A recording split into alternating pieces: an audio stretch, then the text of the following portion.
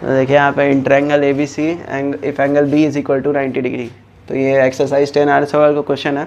इससे आपके पास एक ट्रायंगल गिवन है ए बी सी जो कि बी पे 90 डिग्री दिया हुआ है और tan ए का वैल्यू दिया है 1। tan ए का वैल्यू कितना दिया है 1 दिया है। tan ए का वैल्यू यहाँ पे दिया है 1। तो इसकी मदद से आप क्या निकाल सकते हैं, देखिए यहाँ पे tan ए क्या होता है p/b होता है। p/b मतलब अगर a है तो a के सामने वाला क्या हो जाएगा, ये हो जाएगा परपेंडिकुलर हो जाएगा। तो और 90 डिग्री के सामने वाला क्या होता है हाइपोटेनस, और जो बच जाता है वो क्या होता है बेस।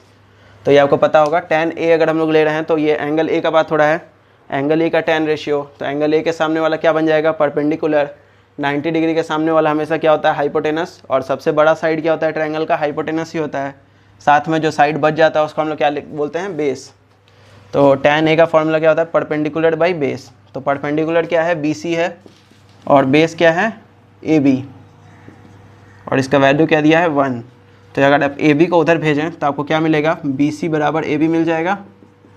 यहाँ से BC बराबर AB, अगर AB को आप इस तरफ भेजेंगे तो लेट करेंगे, उसके बाद आप AB को x मान लीजिए, देन BC का वैल्यू क्या हो जाएगा, ये भी x हो जाएगा क्योंकि ये दोनों बराबर है।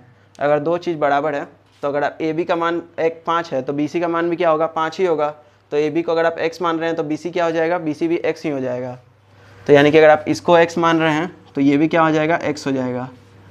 तो अगर आप हाइपोटेनस निकाल लीजिए इसके मदद से, तो हाइपोटेनस यानी कि AC निकाल लीजिए, तो वो क्या होगा AB square plus BC square, यानी कि दोनों का वैल्यू तो x ही है तो x square plus x square, यानी कि √2x स्क्वायर। तो देखिए √2x स्क्वायर, तो यहाँ हाइपोटेनस का वैल्यू क्या हो जाएगा, देखिए इसको आप ऐसा लिख सकते हैं 2 गुने x। तो यहाँ 2 बार x आ रहा है तो आप x को एक बार कहाँ लिख सकते हैं, बाहर लिख सकते हैं। लेकिन 2 अकेले है, आपको पता है रूट के अंदर कोई चीज़ अगर 2 बार होता है और सेम होता है तो उसको आप कहाँ लिख सकते हैं, बाहर लिख सकते हैं। लेकिन 2 तो अकेले है तो वो रूट के अंदर ही रह जाएगा। तो हाइपोटेनस का वैल्यू भी आपको मिल गया। हाइपोटेनस यानी कि AC का वैल्यू कितना हो जाएगा √2, आप √2x लिख सकते हैं आप AC की जगह पे, ठीक है।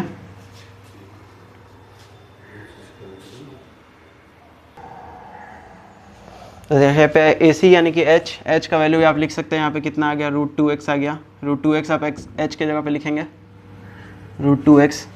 और यहाँ ध्यान दीजिएगा अगर आप BC में अगर आपको कन्फ्यूज़न हो रहा है, हमने AB को x माना था तो BC x कैसे हो गया, तो देखिएगा यहाँ tan a ये तो आपके पास क्वेश्चन में दिया हुआ था, तो इसी को लेके अगर आप यहाँ ध्यान से देखिएगा BC/AB = 1 दे रहा, यहाँ पे आ रहा था हम लोग का, ये क्वेश्चन के अकॉर्डिंग ही आ रहा है, इसमें हमने कुछ नहीं किया। यहाँ पे tan a का बस वैल्यू रखा है P/B।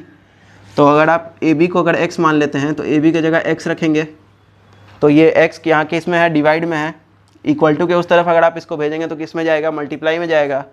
तो BC जब BC इक्वल टू क्या हो जाएगा 1 गुने x हो जाएगा, और x में 1 से गुना करिएगा तो क्या मिलेगा आपको, x में 1 से गुना करिएगा तो क्या मिलेगा x ही मिलेगा। तो इस तरह से आप यहाँ पे BC को क्या लिख सकते हैं, x लिख सकते हैं, ठीक है।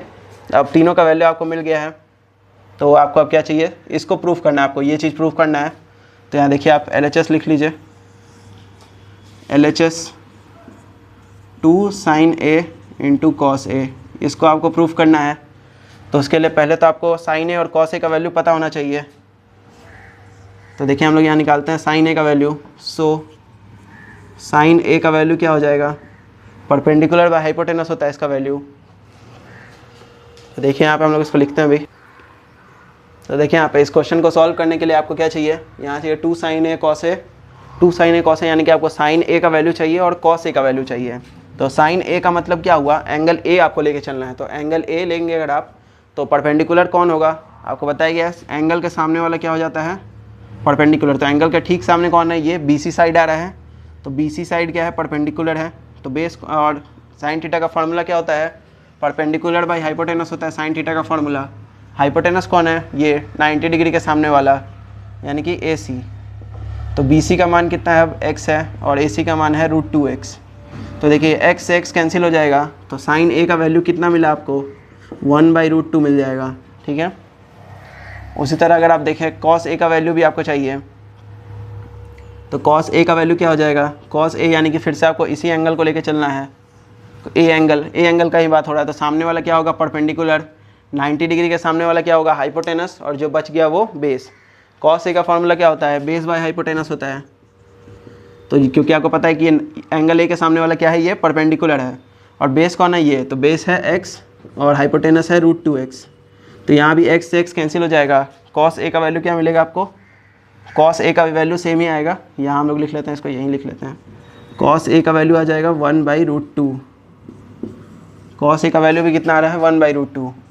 देन अब आप LHS को प्रूफ करेंगे यहाँ पे, 2 sin a cos a। Sine A का वैल्यू है 1/√2, कॉस ए का वैल्यू भी है सेम। देखिए यहाँ क्या हो जाएगा, ये दोनों रूट में है तो इसको एक साथ लिख लेंगे हम लोग, ठीक है। ये दोनों √2 × √2 है तो दोनों को रूट एक साथ लिख लेंगे। अब सेम चीज़ एक साथ है, रूट के अंदर कोई चीज़ 2 बार आता है तो आप उसको कहाँ लिखते हैं, एक बार बाहर, तो हम लोग बाहर एक 2 लिख सकते हैं, तो 2 से 2 कैंसिल हो जाएगा, यहाँ मिलेगा आपको 1 जो कि RHS के बराबर है, ठीक है। तो therefore 2 sin a × cos a = 1, ये प्रूव्ड हो गया।